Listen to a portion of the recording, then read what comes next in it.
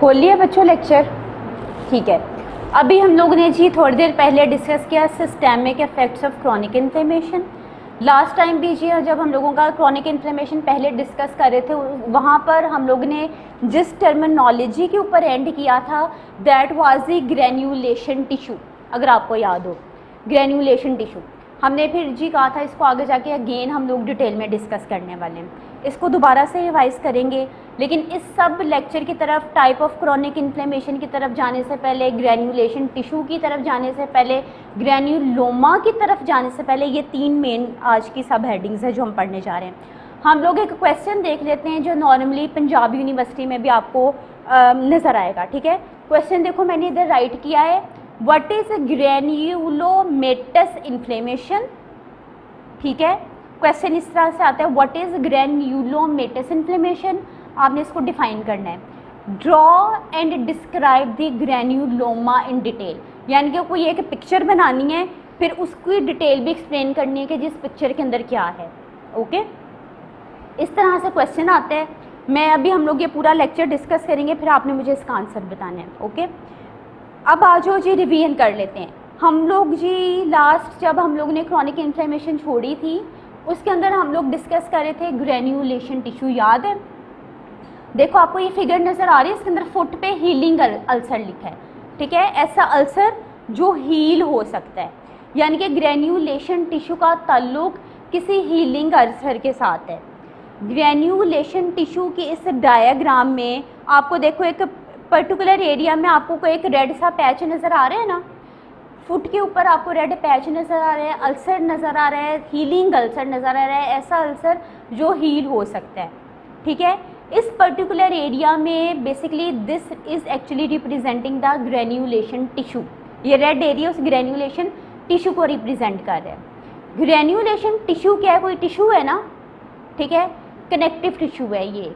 इसको डिफाइन कैसे करोगे? देखो नीचे रेड के अंदर इधर मेंशन है ग्रैन्युलेशन टिश्यू को, देखो कैसे लिखा गया है, granulation tissue is highly vascularized connective tissue.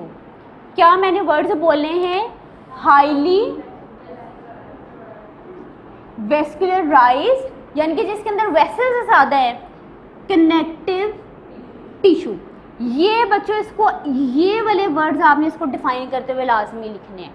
जब आपने ये वर्ड लिख लिया ना, आपके पढ़ने वाले को पता चलेगा अच्छा इधर कनेक्टिव टिश्यू बन रहा है, इधर स्कार फॉर्मेशन हो रही है, ये हीलिंग की तरफ अल्सर जा रहा है आपका। वेस्कुलराइज्ड, हाईली वेस्कुलराइज्ड, यहाँ वेसल्स बन रही हैं, आपका वो particular area body tissue try कर रहा है कि किसी तरह से ये रिवाइव कर जाए। डेफिनेट है कनेक्टिव टिश्यू बनना है, स्कार फॉर्मेशन भी होगी ना आगे जाके। अब जी जब भी आपने ग्रैन्युलेशन टिश्यू को डिस्क्राइब किया, आपने ये तीन वर्ड्स मेंशन कर लिए, highly vascularized connective tissue, this is highly vascularized connective tissue. अब जस्ट इस डायग्राम के अंदर देखकर बताओ ग्रैन्युलेशन टिश्यू के आपको फीचर्स कौन कौन से नज़र आ रहे हैं? ग्रैन्युलेशन टिश्यू आपको मिलेगा कहाँ पे? हीलिंग अल्सर्स में मिलेगा, जो कि रिवाइव करने के जिसके चांसेस है। यहाँ पर आपको न्यू ब्लड वेसल्स नज़र आ रही हैं, ऐसे ही है ना, डायग्राम में भी लिखा हुआ है ना न्यू ब्लड वेसल्स। यहाँ आपको ज़्यादा से ज़्यादा वेसल्स की जनरेशन नज़र आएगी। ओके, एंजियोजेनेसिस होगी, नियोवेस्कुलराइजेशन होगी, और इधर आपको कनेक्टिव टिश्यू नज़र आएंगे, आपको फाइब्रोब्लास्ट नज़र आएंगे जिसने कनेक्टिव टिश्यू बनाना है। साथ ही साथ इधर आपको इन्फ्लेमेटरी सेल्स नज़र आएंगे। इन्फ्लेमेशन हो रही है ना, तो डेफिनेटली इन्फ्लेमेटरी सेल्स की प्रेजेंस इज मस्ट। ये फीचर्स आपके किसके? ग्रैन्युलेशन टिश्यू के। अब देखो ग्रीन बॉक्स के अंदर आ जाओ, ग्रैन्युलेशन टिश्यू को अगर आप एग्जाम में लिखने जा रहे हो आपने इस तरह से स्टार्ट करना है, this is highly vascularized connective tissue in which you will found the cells and the proliferating capillaries. Clear होगी ये टर्म? यहाँ आपको सेल्स कौन से मिलेंगे? कौन से सेल्स डायग्राम के अंदर नज़र आ रहे हैं? इन्फ्लेमेटरी सेल्स नज़र आ रहे हैं। मैंने कहा यहाँ कनेक्टिव टिश्यू भी बनेंगे तो आपको फाइब्रोब्लास्ट भी नज़र आएंगे, ये अंडरस्टूड सी बात है। अब इन्फ्लेमेटरी सेल में नॉर्मली कौन से सेल्स आपको नज़र आते हैं, इसके ऊपर भी डिटेल में आगे जाकर आएंगे। दो टाइप्स के सेल्स हैं नॉर्मली जो आप सेल्स के नाम लिख सकते हो, macrophages, lymphocytes, plasma cells and the neutrophils. Okay, अब जी मैं आपको अगर कहूँ कि आपका ये जो ग्रेन्यूलेशन टिश्यू है, this is hall mark, this is the indication of healing, तो क्या ये करेक्ट है? दिस इज़ करेक्ट, क्योंकि देखो ना यहाँ कनेक्टिव टिश्यू भी बन रहे हैं, पर्टिकुलर एरिया को फिल भी कर रहे हैं, वेसल्स भी बन रही हैं, वो पर्टिकुलर एरिया रिवाइव करने की कोशिश कर रहा है, ठीक है। तो जहाँ भी आप ग्रेन्यूलेशन टिश्यू देखेंगे तो ग्रेन्यूलेशन टिश्यू वहाँ को इंडिकेशन कर रहा है कि यहाँ आपका वो पर्टिकुलर एरिया वुंड हीलिंग की तरफ जा रहा है, रिवाइवल की तरफ जा रहा है, ठीक है। ओके, नेक्स्ट स्लाइड के ऊपर आ जाओ बच्चों। अब देखो स्लाइड के अंदर जस्ट ये मैंने वैसी स्लाइड्स डाली हैं आपको समझाने के लिए कि जब आप माइक्रोस्कोप के नीचे इस पर्टिकुलर एरिया की एनालिसिस करोगे आपको जी इस तरह से एक रैंडम डायरेक्शंस में आपको इस तरह वेसल्स नज़र आएंगी, ठीक है, कि वेसल्स ग्रो कर रही हैं। नॉर्मली क्या था कि आपके ये जो फाइब्रोब्लास्ट थे जिसने कनेक्टिव टिश्यू बनाने थे, इस तरह से एक वेवी और पैरेलल पैटर्न में अरेंज थे, ठीक है। लेकिन जब आप ग्रेन्यूलेशन टिश्यू की तरफ आए, अब आपका जो इन्फ्लेमेशन होगी, अब आप हीलिंग की तरफ जा रहे हैं, तो इस केस में आपके जो फाइब्रोब्लास्ट अरेंज है। जब आपने माइक्रोस्कोपिक एनालिसिस की ग्रेन्यूलेशन टिश्यू की तो वहाँ आपको कुछ इस तरह से इरेगुलर पैटर्न्स में आपकी वेसल्स नज़र आएंगी, क्योंकि ग्रो कर रही है, रैंडम डायरेक्शंस में आपकी वेसल्स ग्रो कर रही हैं। आपके जो फाइब्रोब्लास्ट हैं वो भी एक वेवी बट इरेगुलर पैटर्न में आपको फैले हुए नज़र आएंगे, ना कि नॉर्मली जिस तरह पैरेलल पैटर्न्स में होते हैं उस तरह से नहीं होंगे। क्लियर? ये इसकी जी माइक्रोस्कोपिक फीचर था। अब हम आ जाते हैं जी आपकी बुक में हर्ष मोहन में लिखा है टाइप्स ऑफ क्रॉनिक इन्फ्लेमेशन, इसको डिस्कस करने जा रहे हैं। कितनी टाइप्स ऑफ क्रॉनिक इन्फ्लेमेशन आपकी दी गई हैं आपकी इस बुक के अंदर? 2 types. First one is non specific, second is specific. अच्छा, वैसे जर्नली हम लोग मेडिकल टर्मिनोलॉजीज में स्पेसिफिक नॉन स्पेसिफिक किसे कहते हैं? Specific disease, non specific disease. बच्चों भी फार्माकोलॉजी भी पढ़ रहे हो ना, नॉन स्पेसिफिक डिजीज़ में जो आपको उसका कॉज नहीं पता, उसका कॉज क्या है, प्रॉबेबली कोई जेनेटिक कॉज हो, ठीक है, कॉज इज़ नॉट नोन, और या फिर कोई जेनेटिक कॉज है तो उसको हम कैटेगराइज कर देते हैं under non specific disease. Specific disease में जो आपको पर्टिकुलरली पता है कि इस एजेंट की वजह से ये डिजीज़ डेवलप हुई है। नॉर्मली हम लोग इस तरह से कैटेगराइज करते हैं डिजीज़ को, ओके। आगे फार्माकोलॉजी पढ़ोगे, डिफरेंट डिजीज़ होंगे, अच्छा in that particular non specific disease ये ड्रग यूज़ करेंगे, स्पेसिफिक हम ये यूज़ करेंगे, फिर specific drugs, non specific drugs भी आती हैं, तो यहाँ वहाँ पर भी ये कॉन्सेप्ट आएगा। फिलहाल जी पैथोलॉजी में हम लोग नॉर्मली स्पेसिफिक डिजीज़ वो जिसका कॉज हमें मालूम है, नॉन स्पेसिफिक जिसका कॉज हमें नहीं पता, यहाँ that is the genetic one, okay. Types of chronic inflammation में आपके बुक हर्ष मोहन के अंदर बेसिकली 2 टाइप्स क्रॉनिक इन्फ्लेमेशन की इधर मेंशन है, non specific inflammation and chronic specific inflammation. Chronic specific inflammation को आपके ऑथर ने क्या नाम इधर दिए? क्रॉनिक ग्रेन्युलोमेटस इन्फ्लेमेशन, ठीक है। तो अगर मैं स्पेसिफिक इन्फ्लेमेशन पूछूं या ग्रेन्युलोमेटस इन्फ्लेमेशन पूछूं कोई डिफरेंस नहीं है। यही क्वेश्चन हम लोगों ने में पढ़ा ना, व्हाट इज़ क्रॉनिक ग्रेन्युलोमेटस इन्फ्लेमेशन, यानी कि अब हम ये वाला क्वेश्चन पढ़ने जा रहे हैं। सो जी हम लोग पढ़ रहे हैं टाइप्स ऑफ क्रॉनिक इन्फ्लेमेशन। सबसे पहले डिस्कस करते हैं क्रॉनिक नॉन स्पेसिफिक इन्फ्लेमेशन। अब इसके फीचर्स क्या हैं अकॉर्डिंग टू द बुक? आपके देखो इधर रेड में मैंने इंडिकेट कर दिए बच्चों 2 प्रोमिनेंट इन्फ्लेमेशन फीचर्स जो आपके हैं नॉन स्पेसिफिक इन्फ्लेमेशन के। देखो रेड में इंडिकेटेड है आपके बुक के अंदर, जहां पे आपके पास नॉन स्पेसिफिक इन्फ्लेमेशन होगी वहां आपको ग्रेन्यूलो कौन सा टिश्यू नजर आएगा? ग्रेन्यूलेशन टिश्यू नजर आएगा, और साथ में आपको हीलिंग नजर आएगी। डेफिनेटली हम लोगों ने ग्रेन्यूलेशन टिश्यू का पता पढ़ा ही है कि उसमें हीलिंग है। सो इसमें लिखा है कि there will be non specific chronic inflammation, there will be formation of the, किसकी फॉर्मेशन हो रही है? ग्रेन्यूलेशन टिश्यू की, ठीक है। ग्रेन्यूलेशन टिश्यू में आपको क्या क्या नज़र आ रहा था? ब्लड वेसल्स नज़र आ रही थी, आपको कनेक्टिव टिश्यू या फाइब्रोब्लास्ट नज़र आ रहे थे, आपको इन्फ्लेमेटरी सेल्स नज़र आ रहे थे, ऐसे ही था ना। तो जी ये आपके पास फीचर आ गया नॉन स्पेसिफिक इन्फ्लेमेशन का। सेकेंडली उसने कहा कि आपको यहाँ पे हीलिंग नज़र आ रही होगी, डेफिनेटली वेसल्स बन रही हैं, कनेक्टिव टिश्यू बन रहा है, तो आपको हीलिंग नज़र आ रही है बाय फाइब्रोसिस। फाइब्रोसिस क्या है? फाइब्रस कनेक्टिव टिश्यू की फॉर्मेशन को हम कहते हैं दिस इज फाइब्रोसिस, ठीक है। जहाँ फाइब्रोसिस होगी अंडरस्टूड सी बात है वहाँ पे स्कारिंग होगी, स्कार फॉर्मेशन होगी, और हम लोगों ने कहा जी हम लोग स्कार फॉर्मेशन को एबनॉर्मल ही कंसीडर करते हैं, ठीक है। सो जी अब इसकी एग्जांपल्स ये आपको non specific inflammation, chronic inflammation कहाँ पे मिलेगी? डिजीजेज आगे मेंशन है, क्रॉनिक आपके ऑथर ने आपके हर्षमोहन बुक के अंदर लिखी है। First one is the chronic osteomyelitis, second is chronic ulcer, third is the lung abscess, okay. अच्छा फाइब्रोसिस हम लोगों ने डिस्कस किया, फाइब्रस कनेक्टिव टिश्यू बनेंगे, स्कार फॉर्मेशन होगी। ये ऑस्टियोमिलाइटिस क्या है? आइटस मैंने कहा ना inflammation, inflammation of the bones को रिप्रेजेंट कर रहा है। अच्छा बोन्स में इन्फेक्शन कैसे हो सकता है? मे बी बोन्स में कैसे इन्फेक्शन हो जाए। अब हमने कहा ना हमने इसको नॉन स्पेसिफिक की कैटेगरी में भी लेकर आने के, शायद हमें पक्का नहीं पता चल रहा कैसे हो रहा है, लेकिन मोर प्रिसाइजली जब हम बुक के अकॉर्डिंगली लिखेंगे ना हम यही लिखेंगे इसमें ग्रैन्युलेशन टिश्यू बनेगा और हीलिंग हो रही है। फॉर एग्जाम्पल ऑस्टियोमिलाइटिस की बात करें, बोन्स इन्फेक्टेड हुई, बोन्स में इन्फ्लेमेशन हुई, क्रॉनिक इन्फ्लेमेशन हुई, इन्फेक्शन हुआ, कैसे हुआ?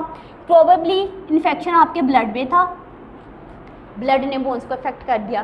प्रोबेबली इन्फेक्शन आपके टिश्यू में था, उसने बोन्स को इफेक्ट कर दिया। डायरेक्टली आपकी बोन्स का भी इन्फेक्शन हो सकता है। फॉर एग्जांपल कोई लोहे की चीज़ दूर से आके आपकी बोन को लगी, ठीक है, बोन में कट आ गया, बोन डायरेक्टली इफेक्ट होगी ना। देन जी दूसरी एग्जांपल आपके ऑथर ने लिखी है लंग एब्सेस, यानी कि लंग्स में आपके पस की कैविटीज बन जाना। इस केस में भी आपको कौन सी इन्फ्लेमेशन मिलेगी? Chronic non specific inflammation. क्यों इन्हें क्रॉनिक नॉन स्पेसिफिक इन्फ्लेमेशन कह रहे हैं? क्योंकि जब हम लोगों ने माइक्रोस्कोपिक एनालिसिस की तो आपको सारे फीचर्स नज़र आए किसके? ग्रैन्युलेशन टिश्यू के, ठीक है। इस वजह से जहाँ भी आपको ग्रैन्युलेशन टिश्यू के फीचर्स नज़र आए, ग्रैन्युलेशन टिश्यू नज़र आए, आपने कह दिया this is the chronic non specific inflammation. Next slide के ऊपर आ जाओ। अब आर्टिकल के अंदर जी नॉन स्पेसिफिक प्रोलिफरेटिव, ठीक है, या इन्फ्लेमेशन का जिक्र क्या है? अगेन जी अगर आप रिसर्च आर्टिकल्स भी देखो डेफिनेटली आपकी बुक के साथ कोइंसाइड करते हैं, जो यहाँ आपको ग्रैन्युलेशन टिश्यू नज़र आएगा। हम लोगों ने बुक में पढ़ा आपको सेल्स नज़र आएंगे, इन्फ्लेमेटरी सेल्स नज़र आएंगे, ओके। अच्छा किस किस्म के सेल्स नज़र आएंगे? अब एक आर्टिकल में हम ये पढ़ रहे हैं, फिर आपके बुक में भी पढ़ेंगे, ठीक है। आर्टिकल के अंदर लिखा है there is infiltration of mononuclear cells, ठीक है। हमने कहा ना इन्फ्लेमेटरी सेल्स नज़र आएंगे आपको आपके ल्यूकोसाइट्स नज़र आएंगे आपको, यानी कि वाइट ब्लड सेल्स नज़र आएंगे। किस किस्म के वाइट ब्लड सेल्स नज़र आएंगे? ऑथर ने क्या लिखा है?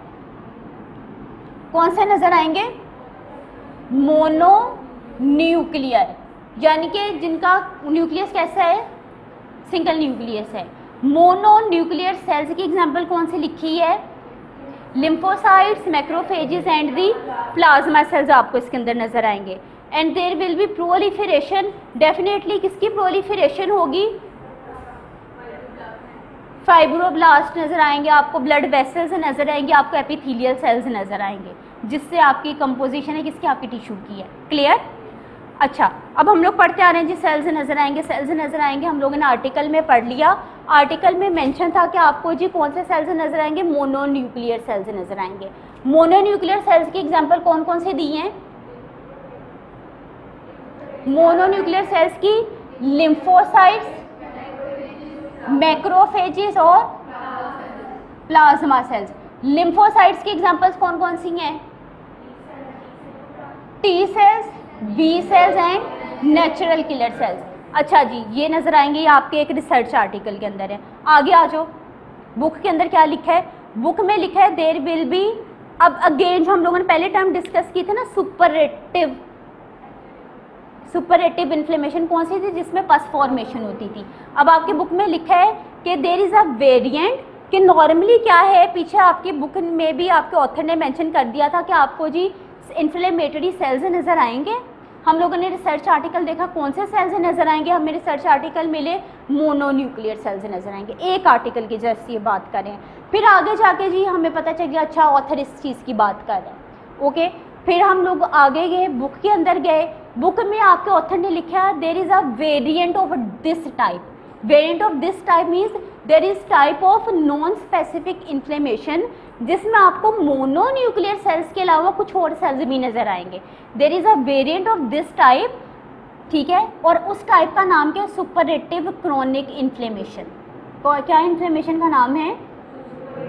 Chronic inflammation. हम लोग बच्चों डिस्कस कर रहे हैं टाइप्स ऑफ इन्फ्लेमेशन।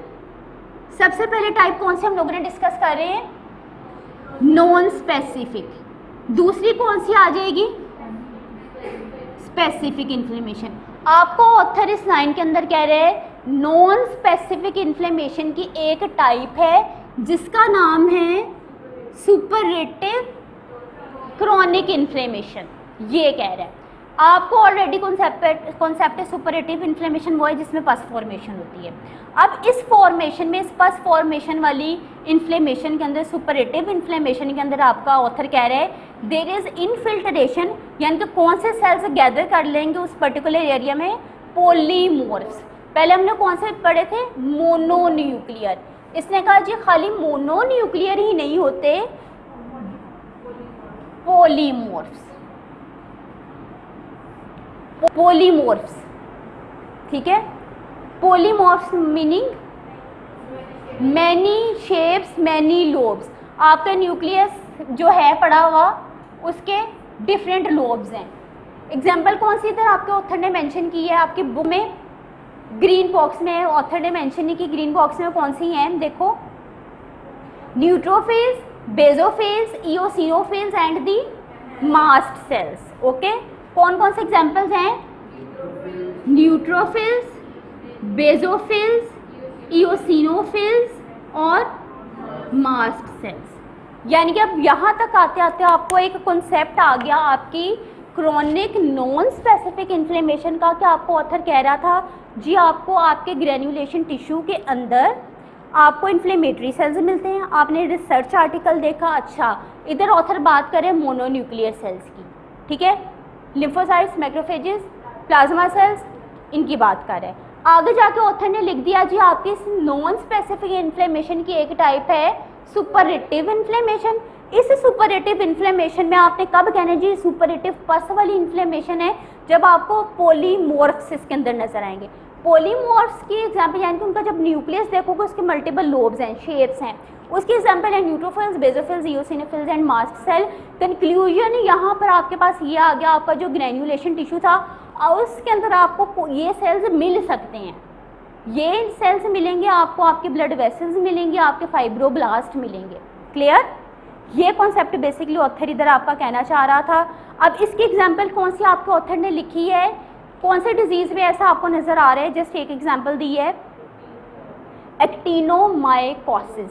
अच्छा अब ये वर्ड याद रखना, एक्टिनोमाइकोसिस को आपका ऑथर आपकी बुक के अंदर नॉन स्पेसिफिक में भी डिस्कस कर रहे हैं, स्पेसिफिक में भी डिस्कस कर रहे हैं। आप कैसे डिफ्रेंशिएट करोगे? नॉन स्पेसिफिक में आपको पता है जब आपने माइक्रोस्कोपिक एनालिसिस की आपको ग्रेन्युलेशन टिश्यू नज़र आया, ठीक है। स्पेसिफिक अब क्या में कौन से फीचर्स है उसको भी अभी डिस्कस करेंगे। अब आपके ऑथर ने कहा जी इसकी एग्जांपल है कौन सी? एक्टिनोमाइकोसिस। नेक्स्ट स्लाइड के ऊपर आओ, इतना इसके ऊपर डिटेल में जाने की ज़रूरत नहीं है, बस अवेयरनेस होनी चाहिए आपको। एक्टिनोमाइकोसिस एक बैक्टीरियल डिजीज़ है। किसकी वजह से होगी? कौन से बैक्टीरिया का नाम इधर मेंशन है बच्चों? एक्टिनोमाइसिस इज़राइलाई, ठीक है, इज़राइली या इज़राइलाई, ठीक है। एक्टिनोमाइसिस इज़राइली आपके पास एक बैक्टीरिया का नाम है जो एक्टिनोमाइकोसिस कॉज करेगा। नॉर्मली ये बैक्टीरिया आपको कहाँ पे मिलते हैं? नोज़ में, थ्रोट में। तो डेफिनेटली आपका कौन सा एरिया अफेक्ट होगा? नोज़ या फिर नेक एरिया का। ओके, अब इसके जी ग्राम पॉजिटिव बैक्टीरिया है, इसकी वजह से थोड़े से आपको अभी आपको पता होनी चाहिए सिम्टम्स थोड़े से कौन से? फीवर है जो अभी तक हम पढ़ते आ रहे हैं, वेट लॉस है जो कि इन्फ्लेमेशन में ऑलरेडी है, कफिंग है, चेस्ट पेन है। ओके, क्लियर यहाँ तक? ये हम लोगों ने बच्चों अभी तक डिस्कस की है नॉन स्पेसिफिक इन्फ्लेमेशन। इसका एक वेरिएंट, इसका एक टाइप डिस्कस की है superlative inflammation. Clear? Non specific inflammation की आपने माइक्रोस्कोपिक एनालिसिस की तो आपको क्या नज़र आएगा? ग्रैन्युलेशन टिश्यू, वहाँ पे आपको स्कारिंग नज़र आएगी, हीलिंग नज़र आएगी, ढेर सारी ब्लड वेसल्स नज़र आएंगी, आपको आपके इन्फ्लेमेटरी सेल्स नज़र आएंगे। क्लियर? ओके, यहाँ तक बच्चों क्लियर है आपके पास? अब नेक्स्ट हेडिंग के ऊपर आज जो हम लोग पढ़ रहे हैं टाइप्स ऑफ क्रॉनिक इन्फ्लेमेशन। पहली टाइप नॉन स्पेसिफिक हम लोगों ने डिस्कस कर ली है। दूसरी टाइप के ऊपर आ जाओ, that is the chronic granulomatous inflammation. मैंने क्या कहा था, इसका दूसरा नाम कौन सा है? Specific inflammation. अच्छा, जब ये वो क्वेश्चन है जो मैंने आपको स्टार्ट में दिखाया था, जो जी आपके पास्ट पेपर में आया हुआ था, बार बार आया हुआ है कि व्हाट इज ग्रैन्युलोमेटस इन्फ्लेमेशन। ठीक है, ड्रॉ द ग्रैन्युलोमा और इसकी डिटेल आप डिस्कस करें। अब हम ये क्वेश्चन पढ़ने जा रहे हैं।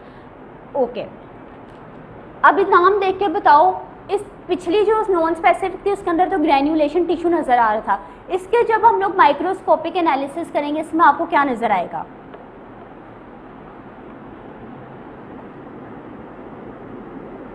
मैंने वर्ड क्या यूज़ किया इसके अंदर? ग्रैन्युलोमेटस। तो इसके अंदर आपको क्या नज़र आएगा?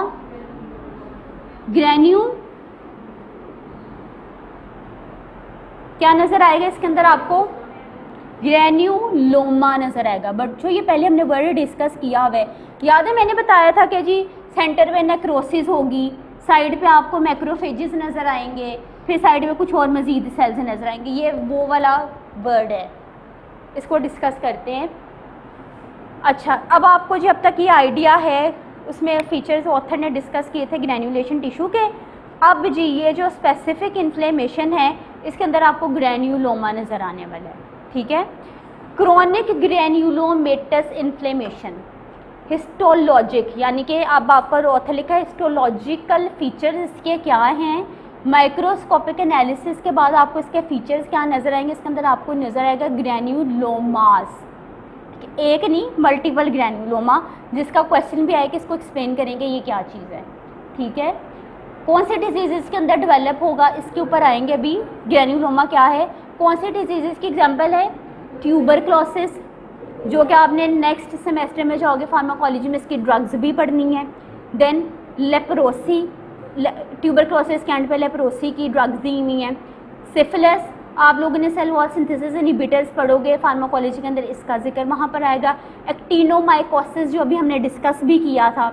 ठीक है, देन सार्कोइडोसिस, ये वो डिजीज़ हैं जिसके अंदर आपको स्पेसिफिक या ग्रैन्युलोमेटस इन्फ्लेमेशन मिलेगी। देखो, सार्कोइडोसिस का बारे में थोड़ा सा आपको आइडिया होना चाहिए। कोई आपको पास इसका कोई पर्टिकुलर इस डिज़ीज़ का रीज़न नहीं है, प्रोबेबली शायद ये किसी जेनेटिक फैक्टर की वजह से है, लेकिन इन जेनेटिक फैक्टर्स को ट्रिगर कौन करता है? आपके बैक्टीरिया, वायरसेस, डस्ट या केमिकल्स। ठीक है, इतना आपको गूगल करने पे मिला। इसके अंदर आपको ग्रैन्युलोमा, इस डिजीज़ के अंदर जब आपने इसकी हिस्टोलॉजिकल स्टडीज़ की आपको ग्रैन्युलोमा नज़र आएगा। ग्रैन्युलोमा फ़िलहाल एक कॉन्सेप्ट ले लो, इस ग्रीन बॉक्स के अंदर क्या लिखा है? That is red swollen area, यानी कि ग्रैन्युलोमा किसी एक स्वेलविंग को रिप्रेजेंट कर रहा है। यहाँ पर हम लोगों के पास ये कॉन्सेप्ट आ गया। आपके ऑथर ने कहा आपको सिफिलिस जो एक बैक्टीरियल डिजीज़ है, इसमें भी आपको ग्रैन्युलोमास नज़र आएंगे। सिफिलिस डिजीज़ भी बैक्टीरियल डिजीज़ है। देखो कौन सा बैक्टीरिया लिखा है जो इस डिजीज़ को कॉज करेगा? ट्रेपोनीमा पैलिडम। कैसे डिजीज़ है? सेक्सुअली ट्रांसमिटेड डिजीज़ है। कौन से एरियाज़ को आपके इफेक्ट करेगी? ये जेनिटल एरियाज़ को, रेक्टम को, माउथ को, इन पर्टिकुलर एरियाज़ में सोर फॉर्मेशन होगी। इन सोर्स के कॉन्टेक्ट की वजह से भी ये डिजीज़ फैलती है। ठीक है, देन जी दूसरी डिजीज़ इधर कौन सी थी? लेप्रोसी। ठीक है, लेप्रोसी का देखो दूसरा नाम इधर क्या मेंशन है? Hansen's disease. लेप्रोसी के अंदर आपकी स्किन पैची हो जाएगी, हो सकता है रेड पैचेस नज़र आए, या पर्टिकुलर उस पैच के अंदर आपको कोई पिगमेंटेशन ही नज़र ना आए। आपके हाथ, पाँव, टांगों में नमनेस आ जाएगी। हाथों में बर्निंग सेंसेशन आ जाती है, आपको जो चोट लगती है, ठीक है, जो वूंड होते हैं दैट आर पेनलेस, ये इसके पर्टिकुलर जो सिम्टम्स हैं वो आते हैं। मसल वीकनेस आती है, ठीक है बच्चों, इसकी ड्रग्स आप आगे जाके पढ़ने भी वाले हैं। तो हम लोगों का मेन टॉपिक क्योंकि क्रॉनिक इन्फ्लेमेशन है, जस्ट हम लोगों ने एक आइडिया ले लिया ये डिजीजेस क्या हैं। अब क्रोनिक स्पेसिफिक इन्फ्लेमेशन में अभी तक आपके ऑथर ने कहा आपको ग्रैन्युलोमाज नज़र आएंगे, जैसे कि ट्यूबरक्लोसिस में, लेप्रोसी में, सिफिलिस में, और किस डिजीज़ में, एक्टिनोमाइकोसिस में या सार्कोइडोसिस में नज़र आते हैं। नेक्स्ट स्लाइड के ऊपर आ जाओ। अब जी हमने कहा जी ग्रैन्युलोमाज नज़र आएंगे, यानी कि हम लोग ग्रैन्युलोमेटस इन्फ्लेमेशन को डिस्कस कर रहे हैं। एक रिसर्च आर्टिकल से देख लेते हैं जी इसके अंदर क्या होगा। ग्रैन्युलोमेटस इन्फ्लेमेशन के अंदर there will be formation of nodular lesions. Nodular इधर क्या मतलब है, कोई लंब टाइप सी है ना, कोई ग्रोथ को रिप्रेजेंट कर रहा है, किसी ग्रोथ को या लंब की फॉर्मेशन होगी, ठीक है, that is basically a lesion. उस लंब को हम लोग ग्रैन्युलोमा कह रहे हैं। इसके पर्टिकुलर फीचर्स क्या, इसको भी अभी हम लोग डिस्कस करेंगे। और इस ग्रैन्युलोमा के अंदर आपको ये ऑथर कह रहे हैं there will be aggregation of what, macrophages, और there will be aggregation of macrophages या मैक्रोफेजेस, यहाँ पे मैंने कहा था मैक्रोफेजेस की एक एक्टिवेटेड और मॉडिफाइड फॉर्म है जिसको हम क्या कह रहे हैं, एपिथेलॉइड सेल्स, ठीक है। मैक्रोफेजेस जब एक्टिवेटेड फॉर्म में कन्वर्ट हो जाएंगे, मॉडिफाई होंगे, तो उस मॉडिफाइड सेल को हम एपिथेलॉइड सेल कहेंगे। बच्चों बेसिकली ग्रैन्युलोमास के अंदर इन एपिथेलॉइड सेल्स, ये जो एपिथेलॉइड सेल्स हैं ये आपको प्रोमिनेंटली नजर आएंगे, ठीक है। ये जो एपिथेलॉइड सेल्स नजर आएंगे, और क्या नजर आएगा, क्या ऑथर ने लिखा है, usually surrounded by the lymphocytes. उसने कहा जी आपको इस ग्रैन्युलोमा के अंदर क्या नज़र आ रहे हैं, एपिथेलॉइड सेल्स नज़र आ रहे हैं, and these epithelioid cells are surrounded by, इसके इर्द गिर्द क्या नज़र आ रहे हैं,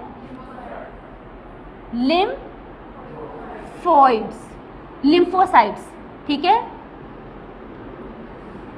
अभी तक थोड़ी सी फॉर्मेशन पता चली कि ग्रैन्युलोमा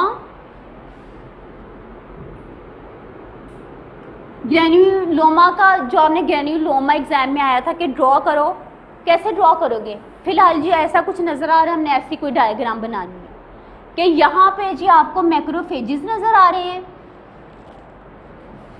यानी कि आपको एपिथेलॉइड सेल्स नज़र आ रहे हैं, और उसके सराउंडिंग में क्या नज़र आ रहे हैं, लिम्फोसाइट्स नज़र आ रहे हैं। क्लियर, थोड़ा और डिटेल की तरफ अभी इसके आते हैं। नेक्स्ट स्लाइड के ऊपर आओ। आपकी बुक में लिखा है ग्रैन्युलोमा को, अब आपको ऑथर डिफाइन करने जा रहे हैं।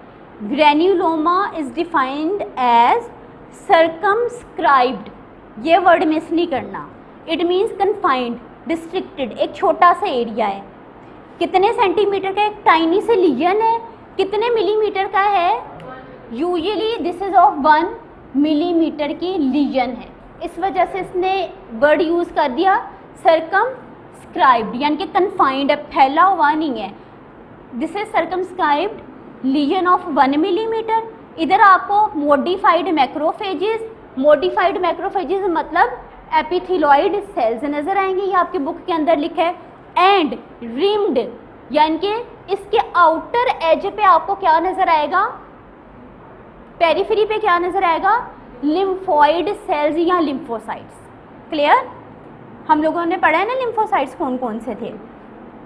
नेक्स्ट स्लाइड के ऊपर आ जाओ।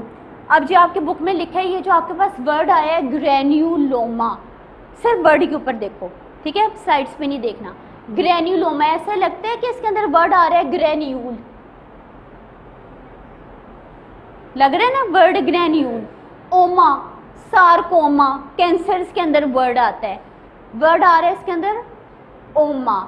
ग्रैन्युलोमा अब किस कॉन्सेप्ट से आया, ग्रैन्यूल छोटा सा होता है जिसको हमने कहते हैं ग्रैन्यूल। ओमा मीन्स ट्यूमर्स, ट्यूमर में ऐसे हमने ना लम्स होते हैं, नोड्यूल्स होते हैं, तो इस तरह से वर्ड आपके पास दो वर्ड्स मर्ज करके आपके पास वर्ड आ गया granuloma. Granu means granule, granule like, and oma जो कि ट्यूमर्स के एंड पे, यानी कि एक ट्यूमर को, एक स्पेसिफिक स्वेलिंग को रिप्रेजेंट कर रहा है। सो हम लोगों के पास आ गया ग्रेन्यूलोमा। ग्रेन्यूलोमा इटसेल्फ दिस इज एक आपके पास टाइनी सी स्वेलिंग है, ठीक है।